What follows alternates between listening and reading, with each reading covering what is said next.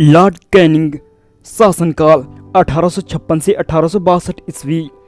यह भारत में कंपनी द्वारा नियुक्त अंतिम गवर्नर जनरल तथा ब्रिटिश साम्राज्य के अधीन नियुक्त भारत का पहला वायसराय था। इसके समय की सबसे महत्वपूर्ण घटना थी सन 1857 ईस्वी का ऐतिहासिक विद्रोह। इसी विद्रोह के बाद प्रशासनिक सुधार के अंतर्गत भारत का शासन कंपनी के हाथों से सीधे ब्रिटिश सरकार के नियंत्रण में ले लिया गया। कैनिंग के समय 1861 ईस्वी में उच्च न्यायालय अधिनियम बनाया गया, जिसके अनुसार पुरानी सुप्रीम कोर्ट और सदर अदालतों को समाप्त कर दिया गया। कलकत्ता, मद्रास तथा मुंबई में एक एक उच्च न्यायालय की स्थापना की गई।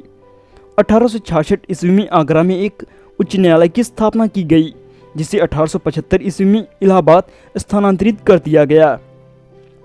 कैनिंग के समय में ही 1856 ईस्वी में विधवा पुनर्विवाह अधिनियम स्वतंत्र रूप से लागू हुआ। भारत में पहला कानूनी विधवा विवाह कलकत्ता में 7 दिसंबर 1856 ईस्वी को ईश्वरचंद्र विद्यासागर की प्रेरणा और देखरेख में संपन्न हुआ। 1856 ईस्वी में पैतृक संपत्ति से संबंधित जो कानून बनाया गया, उसके अनुसार यह निश्चित किया गया कि धर्म परिवर्तन करने पर किसी व्यक्ति को उसकी पैतृक संपत्ति से वंचित नहीं किया जाएगा।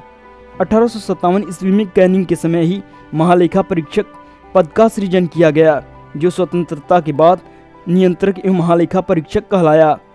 भारत शासन अधिनियम 1858 ईस्वी के तहत मुगल सम्राट के पद को समाप्त कर दिया गया। मैकाले द्वारा प्रारूपित दंड संहिता को 1858 ईस्वी के में कानून बना दिया गया तथा 1859 ईस्वी में अपराध विधान संहिता लागू की गई। व्यक्तिगत सिद्धांत डॉक्ट्राइन ऑफ लैप्स यानी राज्य विलय की नीति को समाप्त कर दिया गया। 1861 ईस्वी में इंडियन काउंसिल एक्ट पारित हुआ तथा पोर्टफोलियो प्रणाली लागू की गई।